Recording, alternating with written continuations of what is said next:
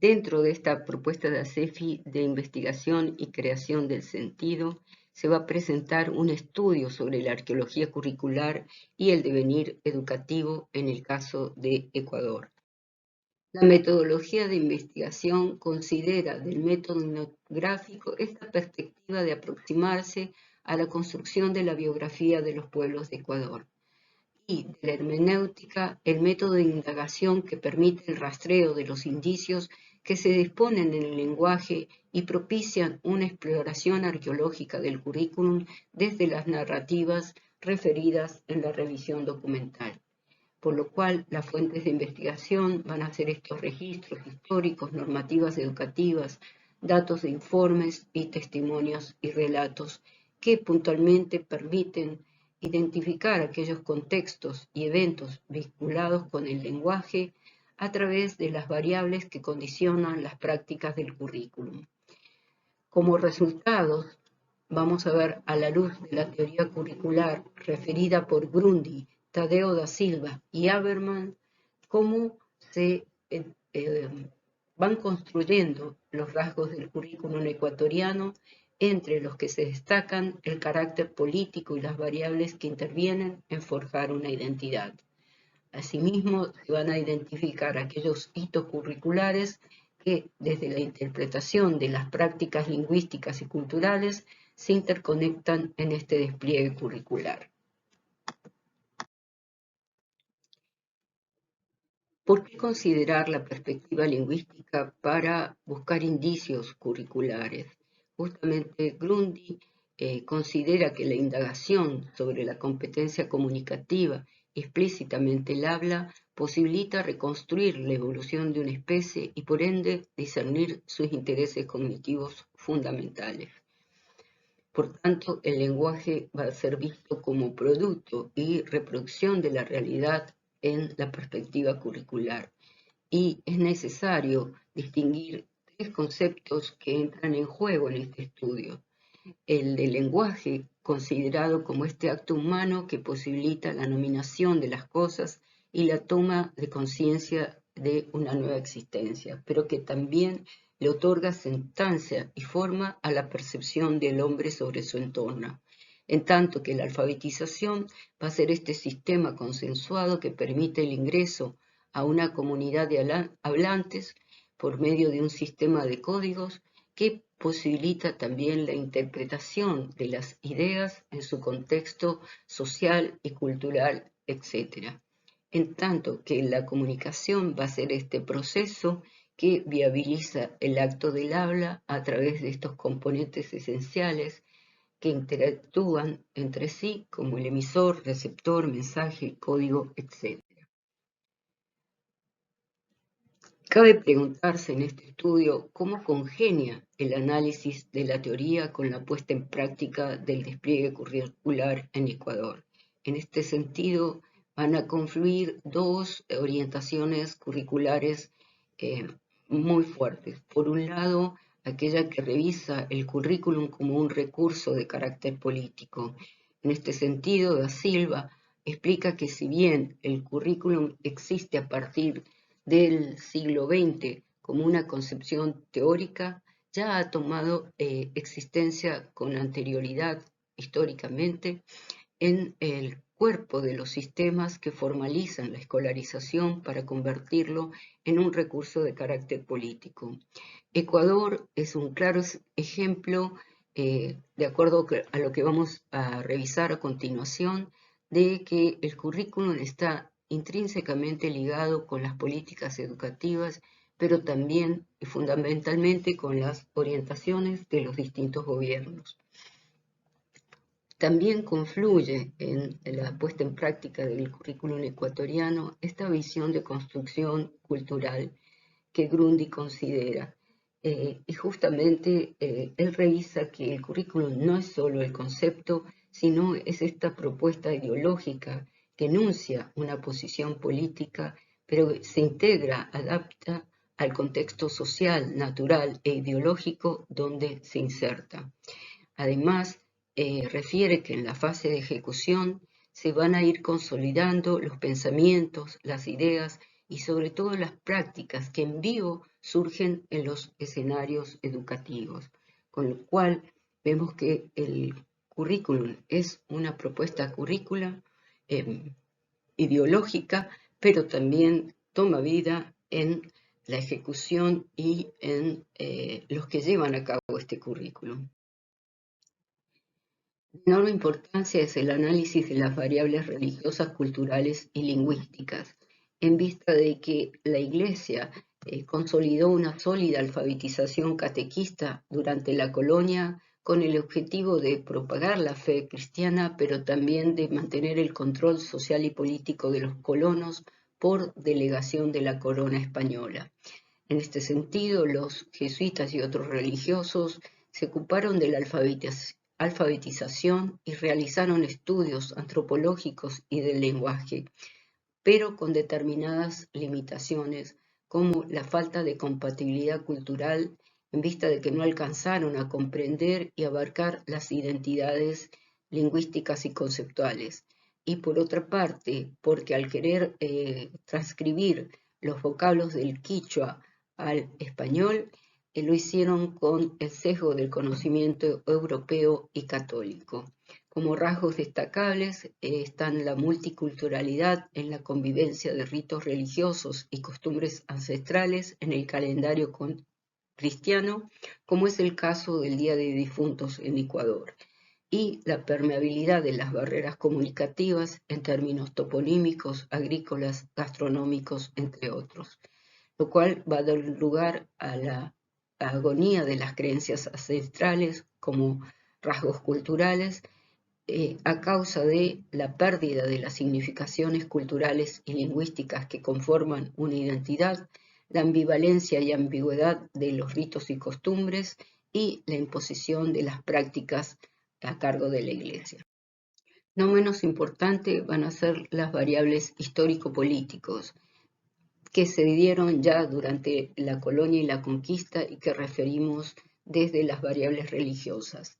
Recién en la independencia en Ecuador se consolida el primer sistema educativo hacia 1830, pero con representación de la Iglesia, la universidad y las academias científicas y literarias.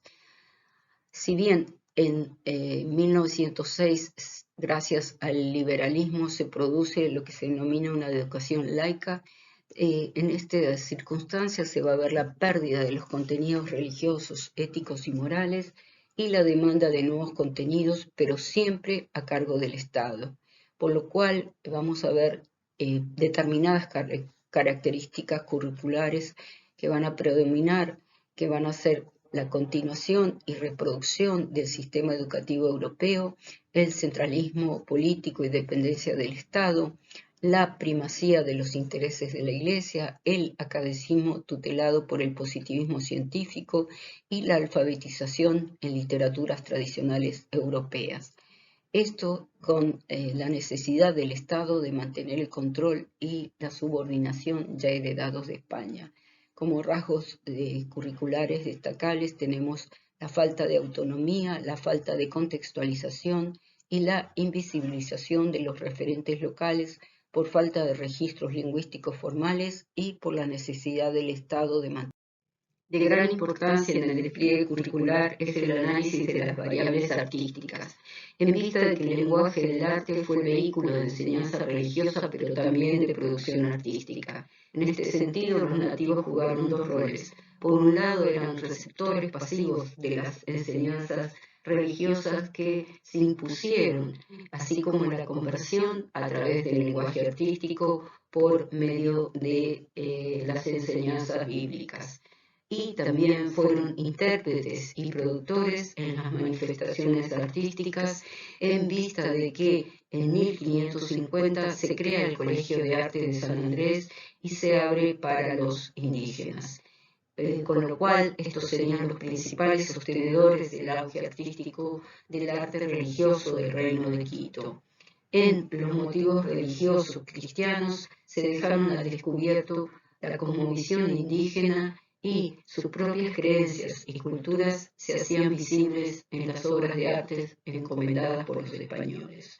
Una muestra clara es esta Pintura de la Sagrada Familia del pintor cusqueño Vivero, una escuela de arte que fue análoga y simultánea con la de Quito, donde se observan en las sandalias del niño, en los rasgos indígenas de los personajes, la caracterización de la Virgen sin velo, con aretes, y en los ornamentos de las telas que representan la naturaleza local, se dejan revelar estos rasgos de la cosmovisión indígena, a lo que se va a sumar la presencia abundante del oro, que tanto en los altares como en este caso representa para los españoles la riqueza, pero para los indígenas es la manifestación del Inti, el sol. En el arte religioso de la colonia encontramos claros indicios de la arqueología del currículum y se revelan a través de tres ideologías curriculares. Por un lado, un currículo prescripto donde la Iglesia ejerce el poder de subordinación a través de la imposición de los contenidos del mensaje bíblico y de la intencionalidad de convertir ideológicamente al cristianismo. Esto también se va a ver claramente en el lenguaje gestual y corporal dados en elementos de una iglesia como el reclinatorio y el púlpito. Paralelamente va a subsistir un currículum oculto que, si bien deriva de una perspectiva crítica referida desde un contexto social capitalista, se ve claramente en el caso de la Escuela de Arte de San Andrés.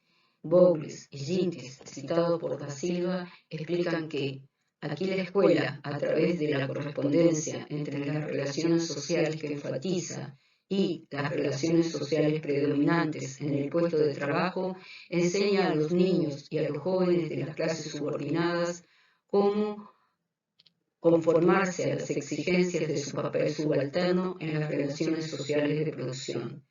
Los indígenas de esta escuela eran considerados aprendices y obreros de la producción en una subalternidad educativa y laboral. También hemos identificado este currículum latente que revela la cosmovisión e ideas expresadas por los nativos en el cuadro de Vivero. Da Silva explica que cuando pensamos en currículum no podemos olvidarnos de que el currículum constituye el conocimiento inexorable, central y vital con aquello que somos, con aquello en lo que nos volvemos, en nuestra identidad y en nuestra subjetividad. Con lo cual, el sistema de educación intercultural bilingüe se dará a partir recién del siglo XX, gracias sobre todo a los esfuerzos indígenas, ya que en 1945 Dolores Cahuango fundará la primera escuela bilingüe quechua-español sin reconocimiento del Estado.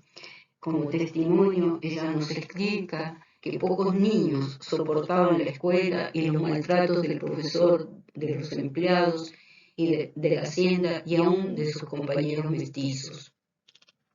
En 1963 se prohíbe el quichua en las escuelas y surgen a partir de los 70 determinados programas radiales con la finalidad de desarrollar agrícola y comunitariamente a las comunidades, pero con un tinte religioso y social. En 1983 asistimos al reconocimiento de las lenguas nativas y se va a dar la creación del primer texto en quichua en las escuelas de Simetac. Sin embargo, Kreiner, un historiador, da cuenta que la mayor dificultad es que el quichua no era la lengua materna y que se requerían docentes que pudieran enseñar esta lengua en las escuelas. Recién, la Constitución del 2008 se va a dar lugar al primer sistema de educación intercultural bilingüe de las nacionalidades y pueblos indígenas del Ecuador, que va a admitir una variedad de subsistemas educativos forjados desde las identidades de donde se interpreta el mundo, bajo el principio denominado summa causa, y que va a considerar el respeto por los conocimientos ancestrales y siempre y cuando aporten al desarrollo armónico de la persona y del medio ambiente. Con lo cual, entonces, ¿cómo se construye un currículum rompiendo los moldes seculares marcados por variables culturales, lingüísticas, religiosas y políticas de imposición? Además, analiza que el conocimiento de los saberes y las ciencias es insuficiente para preservar y reproducir la especie si no interactúa con la acción. Tadeo da Silva, por su parte, propone un currículum emancipador con los siguientes conceptos. El currículum es lugar, espacio, territorio. El currículum es relación de poder. El currículum es trayectoria, viaje, recorrido. El currículum es autobiografía, nuestra vida, currículum vitae. El currículum se forja en nuestra identidad. El currículum es texto, discurso, documento. El currículum es documento de identidad. También Adelman reconoce la emancipación, pero no solo en la libertad, sino también en la autonomía y sobre todo en la responsabilidad. Por tanto, reconocer estas manifestaciones lingüísticas, artísticas y culturales permitirá el autoconocimiento verdadero de estos pueblos y por ende la autorreflexión que trazará un currículum propicio para su devenir. Muchas gracias.